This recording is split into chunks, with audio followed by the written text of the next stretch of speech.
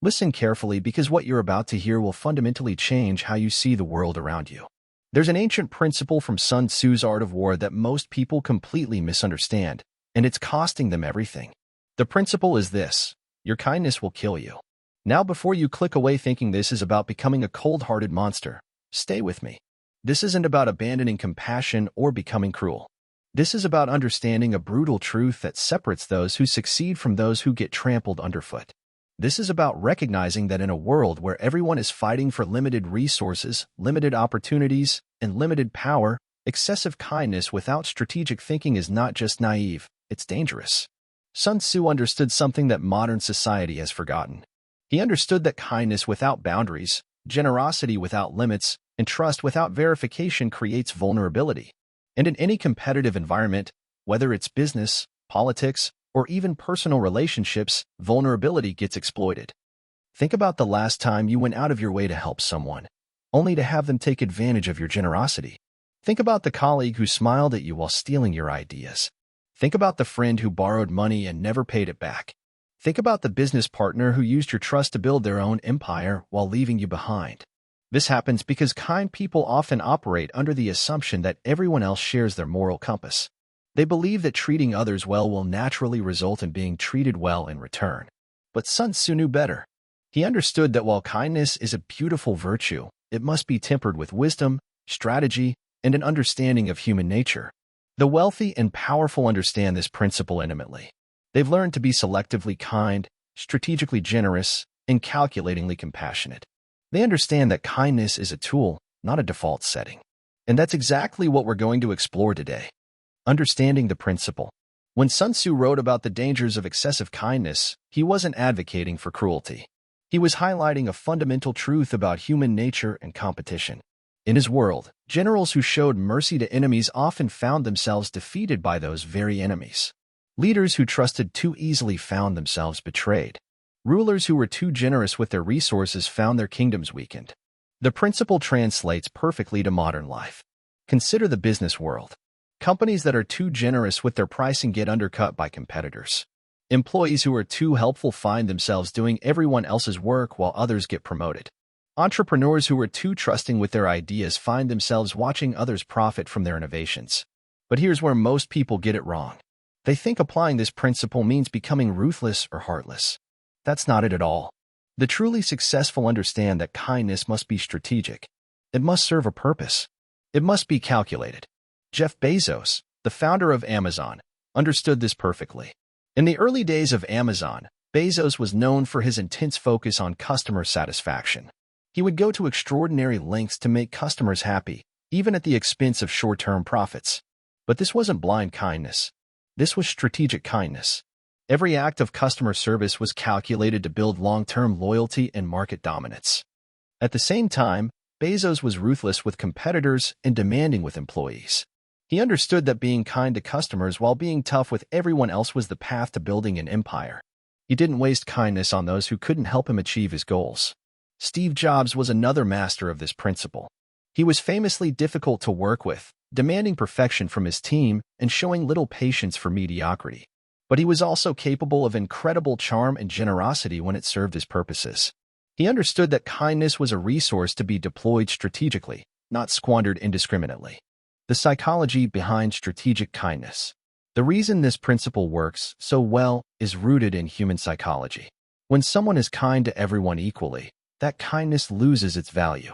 It becomes expected rather than appreciated. But when someone is selectively kind, when they choose carefully who receives their generosity, that kindness becomes precious. Think about it this way. If you receive a gift from someone who gives gifts to everyone, how special do you feel? Not very. But if you receive a gift from someone who rarely gives gifts, who has chosen you specifically, how does that make you feel? Much more special, right? Warren Buffett, one of the world's most successful investors, has mastered this psychological principle. He's known for his folksy, grandfatherly persona and his generous philanthropy. But look closer at his business dealings, and you'll see someone who is ruthlessly strategic about when and how he deploys his kindness. Buffett is incredibly generous with his knowledge, sharing his investment wisdom freely through annual letters and interviews. But this apparent generosity serves a strategic purpose. It builds his reputation as a trustworthy, transparent leader, which in turn attracts better deals and partnerships. Meanwhile, in negotiations, Buffett is known for his patience and his willingness to walk away from deals that don't meet his strict criteria. He understands that being too eager, too accommodating, or too generous in business negotiations is a sign of weakness that others will exploit. So he saves his kindness for public relations and deploys calculated toughness in actual business dealings. The vulnerability of unguarded kindness. Now let's talk about why unguarded kindness is so dangerous. When you're consistently kind without boundaries, you signal to others that you're easy to manipulate. You attract people who see you as a resource to be exploited rather than a person to be respected. This happens in every area of life. In romantic relationships, people who are too accommodating often find themselves in relationships with partners who take advantage of their generosity. In friendships, those who are always available to help often find themselves surrounded by people who only call when they need something. In business, this principle is even more ruthless. Companies that are too generous with their terms find themselves dealing with clients who push for more and more concessions. Employees who are too helpful find themselves overworked and undervalued. Entrepreneurs who are too trusting find themselves outmaneuvered by more strategic competitors. Consider the story of the countless small business owners who have been destroyed by their own kindness. They offer payment plans to customers who never pay. They give second chances to employees who repeatedly let them down. They trust handshake deals with partners who later claim the agreements were different. These aren't bad people. They're kind people who haven't learned to be strategic with their kindness. They haven't understood that in a competitive world, kindness without boundaries is a liability. How the wealthy apply this principle. The wealthy and powerful have learned to compartmentalize their kindness. They understand that different situations require different approaches. They're kind when it serves their interests and tough when kindness would be a weakness. Take Oprah Winfrey, for example. She's known for her incredible generosity and her ability to connect with people on an emotional level. But behind that warm, nurturing public persona is a shrewd businesswoman who has built a media empire worth billions. Oprah is strategically kind to her audience, to the guests on her show, and to the causes she supports. This kindness builds loyalty, trust, and a powerful brand. But in business negotiations, in managing her companies, and in protecting her interests, she's as tough as they come. She understands that being too kind in business would undermine everything she's built. Similarly, Bill Gates has transformed his image from that of a ruthless tech mogul to a generous philanthropist. But this transformation wasn't about abandoning strategic thinking. It was about applying it in a different arena. Gates realized that strategic philanthropy could be more powerful than traditional business competition. His generosity in tackling global health issues has given him influence with governments, access to world leaders, and a positive legacy that no amount of business success could provide. But this generosity is highly calculated. Every donation, every initiative, every partnership is carefully planned to maximize impact and influence. How the wealthy apply this principle. The wealthy and powerful have learned to compartmentalize their kindness. They understand that different situations require different approaches. They're kind when it serves their interests and tough when kindness would be a weakness. Take Oprah Winfrey, for example. She's known for her incredible generosity and her ability to connect with people on an emotional level. But behind that warm, nurturing public persona is a shrewd businesswoman who has built a media empire worth billions. Oprah is strategically kind to her audience, to the guests on her show, and to the causes she supports. This kindness builds loyalty, trust, and a powerful brand. But in business negotiations, in managing her companies, and in protecting her interests, she's as tough as they come. She understands that being too kind in business would undermine everything she's built. Similarly, Bill Gates has transformed his image from that of a ruthless tech mogul to a generous philanthropist. But this transformation wasn't about abandoning strategic thinking. It was about applying it in a different arena. Gates realized that strategic philanthropy could be more powerful than traditional business competition. His generosity in tackling global health issues has given him influence with governments, access to world leaders, and a positive legacy that no amount of business success could provide. But this generosity is highly calculated. Every donation, every initiative, every partnership is carefully planned to maximize impact and influence. The art of selective kindness. So how do you apply this principle without becoming a monster? The key is learning the art of selective kindness. This means being genuinely kind and generous, but only to those who have earned it or who can help you achieve your goals. Start by categorizing the people in your life. There are family members who deserve your unconditional love and support. There are close friends who have proven their loyalty over time. There are mentors and colleagues who have invested in your success. These people deserve your kindness. But then there are others. There are acquaintances who only reach out when they need something. There are colleagues who smile to your face but undermine you behind your back. There are business contacts who are only interested in what you can do for them. The successful have learned to treat these two groups very differently. They're warm and generous with the first group and politely distant with the second. They understand that kindness is a finite resource that must be allocated strategically. Consider how successful politicians operate. They're incredibly charming and generous with their supporters, their donors, and their allies. But they're calculating and strategic with their opponents and with neutral parties. They understand that being too kind to everyone dilutes their effectiveness and makes them appear weak. The long-term strategy. The most successful people understand that strategic kindness is a long-term strategy. They invest their kindness in relationships that will pay dividends over time. They're generous with those who can help them achieve their goals. They're supportive of those who share their values and vision. But they're also quick to withdraw their kindness from those who prove unworthy of it. They don't waste time trying to win over people who have demonstrated that they can't be trusted or who don't share their values. This approach requires patience and discipline.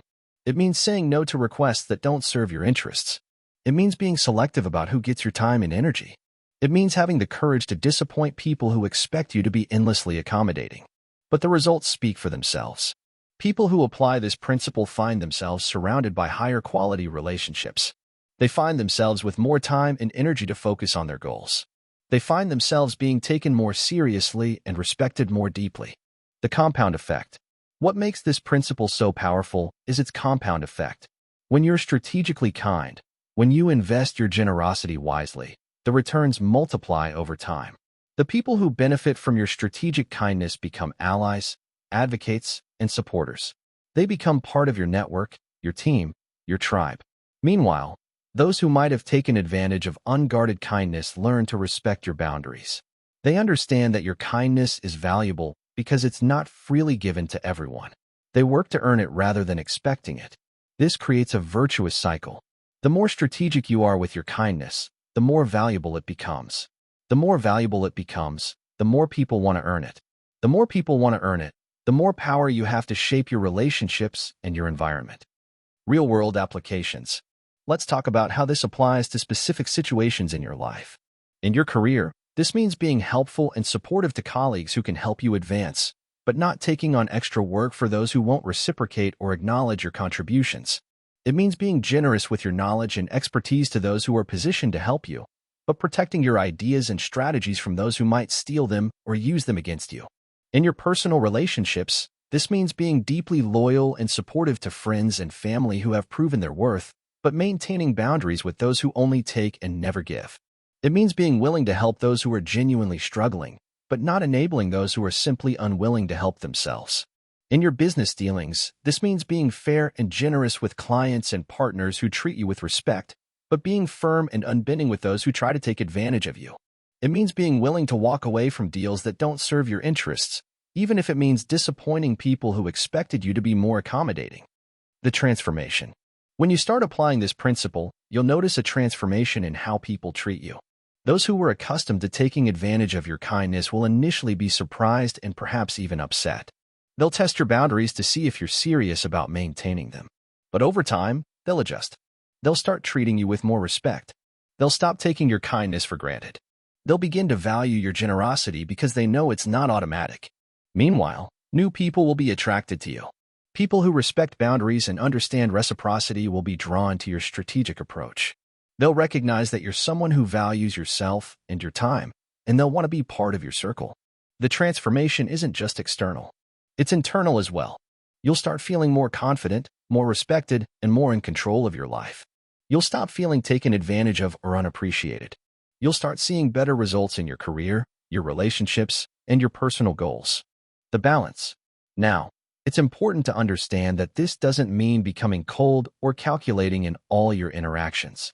There's still room for spontaneous kindness, for helping strangers, for being generous with those who can't help you in return. The key is being intentional about it.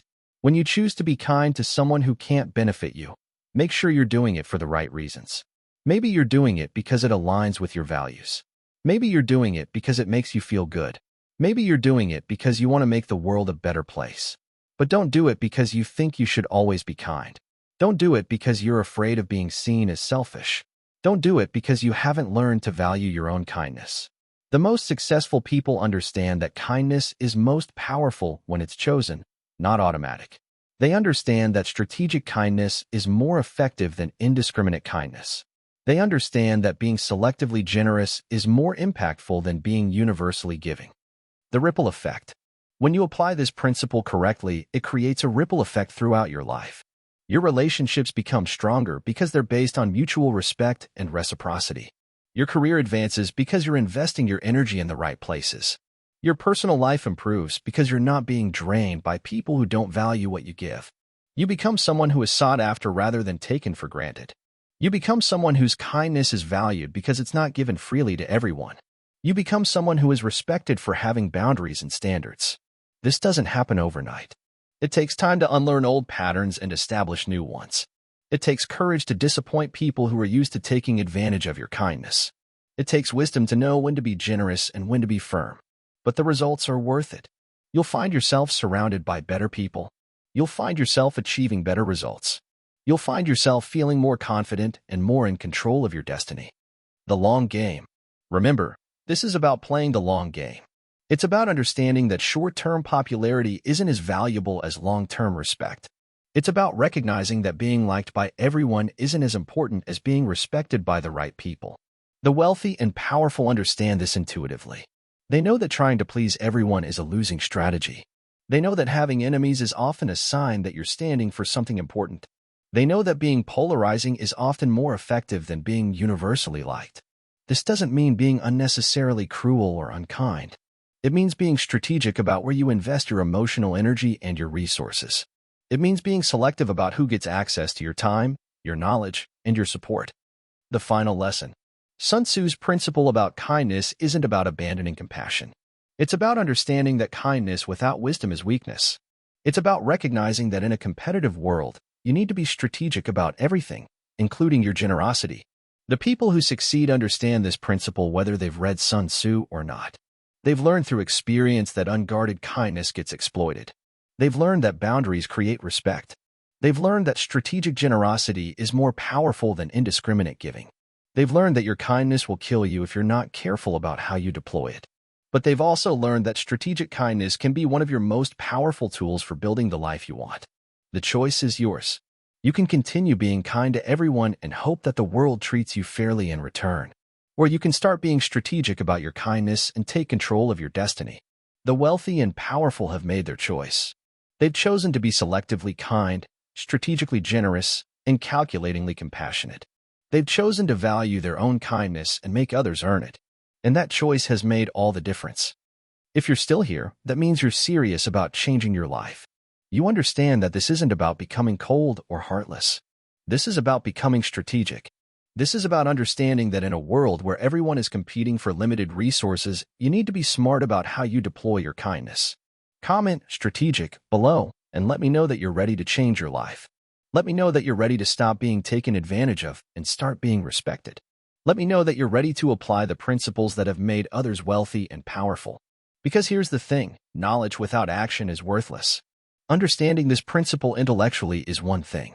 Applying it consistently in your daily life is another. The people who succeed are the ones who take what they learn and immediately start implementing it. So if you're ready to transform your relationships, your career, and your life, if you're ready to stop being the person everyone takes advantage of and start being the person everyone respects, then comment strategic right now. And if you found this valuable, if you can see how this principle could change your life, then make sure you subscribe and turn on notifications. Because this is just the beginning. There are dozens of other principles from Sun Tzu's Art of War that can transform your life, and we're going to explore all of them. The wealthy and powerful know these principles. They've been using them for centuries to build empires, accumulate wealth, and gain influence. Now it's your turn to learn them and apply them in your own life. But it starts with understanding that your kindness will kill you if you're not strategic about it. It starts with recognizing that being selectively kind is more powerful than being universally generous. It starts with valuing your own kindness and making others earn it. The transformation begins now. The question is, are you ready to begin? Comment strategic if you are. Let's build an empire together. Remember, this isn't about becoming a different person. This is about becoming the best version of yourself. This is about understanding that kindness is a strength, but only when it's deployed strategically. This is about learning to protect yourself while still being generous with those who deserve it. The world needs kind people, but it needs strategic kind people. It needs people who understand that being too generous, too accommodating, or too trusting can be just as dangerous as being too cruel or too selfish. Sun Tzu understood this thousands of years ago.